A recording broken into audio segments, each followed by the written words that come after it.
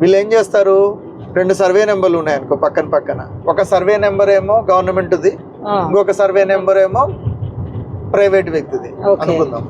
వీళ్ళు ఏం చేస్తారు, ఆ ప్రైవేట్ వ్యక్తిది ఏదైతే ఉందో అంటే పట్టాదారుది, ఫర్ ఎగ్జాంపుల్ 350, 351 అని ఉంది సునీత, 2 నెంబర్లు ఉన్నాయి.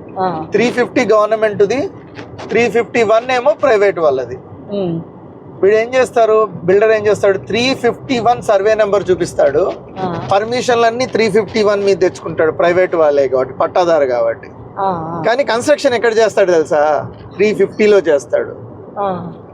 కాబట్టి మనము జీవితంలో ఎప్పుడు హాయ్ అండి, ఈరోజు మనము దుబాయ్ ట్రిప్ చేస్తూ మాట్లాడదాం, సరదాగా ఉంటుంది. నాతో పాటు సునీత కూడా ఉంది. సునీత హాయ్ అండి. ఏంటి ఈరోజు కొత్తగా థింక్ చేసావా విజయ్? ఈరోజు వెరైటీగా చేశాను. ఏమంటే ఎలాగూ డ్రైవ్ చేస్తున్నాము, సిటీలో మేజర్ పార్ట్స్ అంతా చూస్తూ వెళ్తాం కదా సునీత. సో వాళ్ళు మన ఫేస్లే చూడడం ఎందుకు ప్రేక్షకులు, so let them see the Dubai. Right side ఉంది చూడండి, దుబాయ్ ఫ్రేమ్ అండి. ఇది కొద్దిగా ఇన్కన్వీనియంట్గా ఉంటుంది, నీట్గా. నేను మళ్ళీ సపరేట్ వీడియో పెడతాలేండి, but whatever possible I'm showing. ఇది దుబాయ్ ఫ్రేమ్.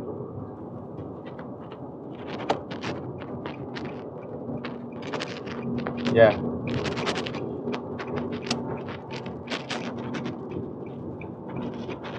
ఈరోజు మనము దుబాయ్ చూస్తూ, అసలు దుబాయ్లో బిల్డింగ్స్ ఎలా ఉంటాయో చూస్తూ సరదాగా మాట్లాడదాం. కానీ అప్పటికి ఇప్పటికి చాలా మార్పు వచ్చింది కదా విజయ్.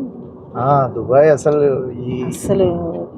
20 ఏళ్ల కిందట ఎలా ఉంది, ఇప్పుడు ఎలా ఉంది, అసలు ఇంత కొత్త కొత్త బిల్డింగ్స్ అయితే బాగా ఎక్కువైపోయాయి. చూడండి అసలు ఇన్ని అపార్ట్మెంట్స్ నేను అప్పుడు చూడలేదు. నేను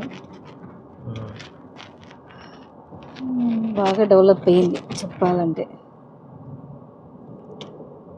అవును, కరెక్టే. చాలా అంటే చాలా డెవలప్ అయ్యాయి. ఏంటి స్ట్రగుల్ అవుతున్నావా ఏంటి నువ్వు? ఇది నేను ఫస్ట్ టైం ట్రై చేస్తున్నాను కదా, కొద్దిగా సెట్ అయ్యేంత వరకు ఈ అన్కంఫర్ట్ ఉంటుంది. ఒక్కసారి సెట్ అయితే ప్రేక్షకులు క్లియర్గా, నా తాపత్రయం ఏంటంటే మన వ్యూవర్స్కి నీట్గా కనపడాలి అని చూస్తున్నాను. అందుకే నేను మాట్లాడడం లేదు ఎక్కువ, సెట్ చేస్తున్నాను. సో స్లోగా చేద్దామని. చాలా ట్రాఫిక్ ఉన్నట్టుంది కదా ఈరోజు.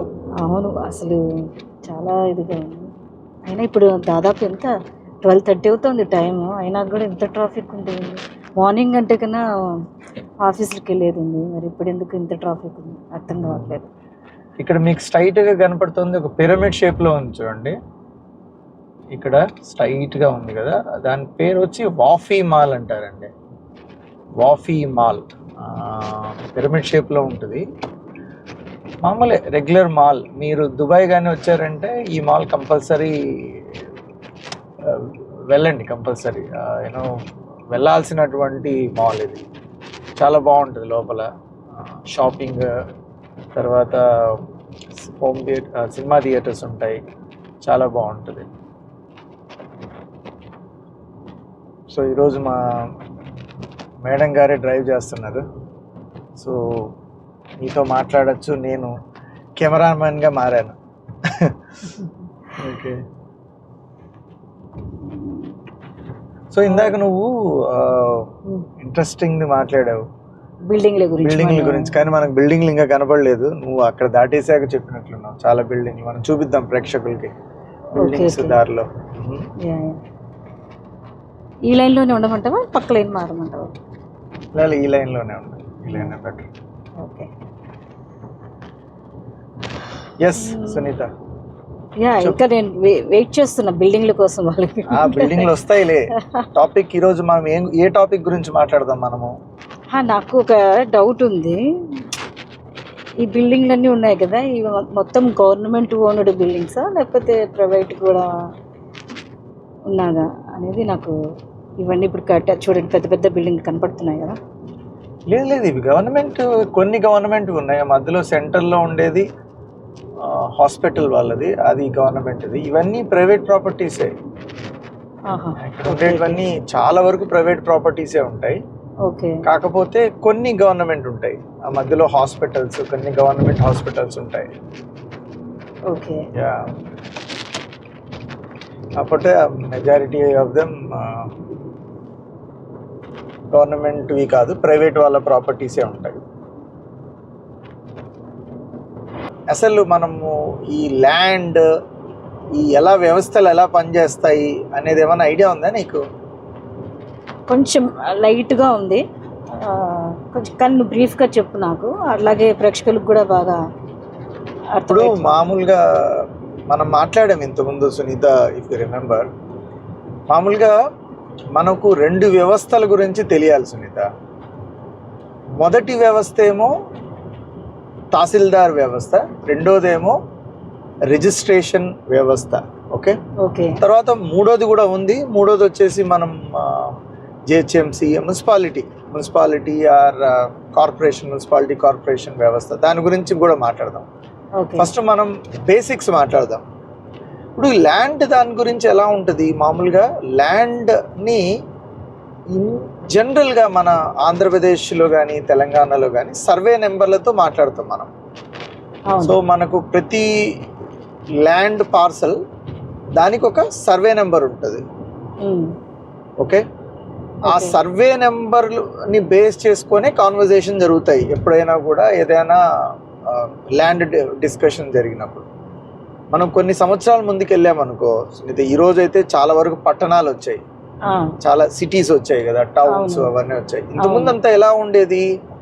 అంత వ్యవసాయ భూమి. ఇండియాలో anything is agriculture land, maximum agriculture land, లేదంటే నదులు, చెరువులు అలా ఉంటాయి కదా. సో ఇక్కడికి వచ్చేసరికి కాన్వర్జేషన్ వచ్చే కొద్దీ మెజారిటీ ఆఫ్ దమ్ మనం అగ్రికల్చర్ ల్యాండ్ అన్నాం. సో అగ్రికల్చర్ ల్యాండ్ అన్నప్పుడు ఏం చేస్తారు? ఈ ఏవైతే సర్వే నెంబర్లు అన్నాయి కదా, అవన్నీ సర్వే నెంబర్లు ఉంటాయి. ఇవన్నీ కూడా అగ్రికల్చర్ ల్యాండ్స్ అన్నమాట. వీటిల్లో ఒకానొక సందర్భంలో గవర్నమెంటే ఇచ్చింటుంది. 100 సంవత్సరాలు, 200 సంవత్సరాలు, 300 సంవత్సరాలు ప్రైవేట్ వ్యక్తులకు ఇచ్చింటుంది కదా. అవును. అది ఒకరికి ఇచ్చింటారు, దాని తర్వాత నెక్స్ట్ పర్సన్ అలా అలా చేతులు మారింటుంది. ఫైనల్గా ఒకరు ఎవరో ఇప్పుడు లేటెస్ట్గా ఓనర్ ఉంటారు. సో ఇప్పుడు మేక్ ఇట్ వెరీ షార్ట్, దీన్ని మనం 3 రకాలుగా చెప్పొచ్చు భూములు ఇప్పుడున్న పరిస్థితుల్లో. ఒకటేమో పట్టా భూమి అంటారు, ఓకే. రెండోదేమో గవర్నమెంట్ భూమి అంటారు, మూడోది కూడా ఉంది, దట్ ఈస్ అసైన్ ల్యాండ్ అన్నమాట.